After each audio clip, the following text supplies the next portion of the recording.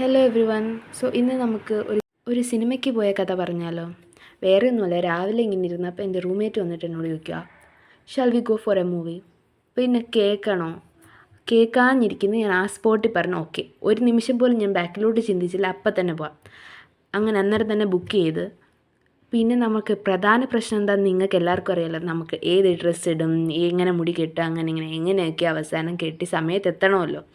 പിന്നെ ഓട്ടോ വിളിച്ച് ആ ഓട്ടോ ക്യാൻസലായി. പിന്നെ വീണ്ടും നമ്മൾ ഓട്ടോ ബുക്ക് ചെയ്ത് അങ്ങനെ ഒരു വിധത്തിൽ നമ്മൾ നട്ടുച്ചയ്ക്ക് ഇറങ്ങിപ്പോയി.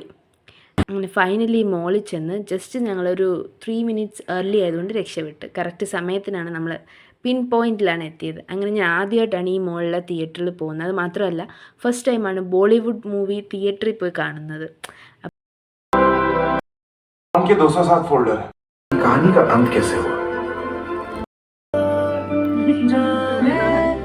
വേറൊന്നുമല്ല, എൻ്റെ റൂംമേറ്റ് കുറച്ച് ഇമോഷണലായി ലാസ്റ്റ് സീൻ കണ്ടപ്പോഴത്തേക്ക്. പിന്നെ മാത്രമല്ല, നിങ്ങൾ ചോദിക്കും മൂവി എങ്ങനെ ഉണ്ടായിരുന്നു. മൂവി ഓക്കെ, ഗുഡ്, ഒരു ആവറേജ് പടം. പിന്നെ കണ്ടിരിക്കാൻ പറ്റിയ, ഒരുപാട് എൻ്റർടൈനിങ് അല്ല, എന്നാൽ ഓക്കെ ആയിട്ടുള്ളൊരു സിനിമ എന്നാണ് എനിക്ക് തോന്നിയത്.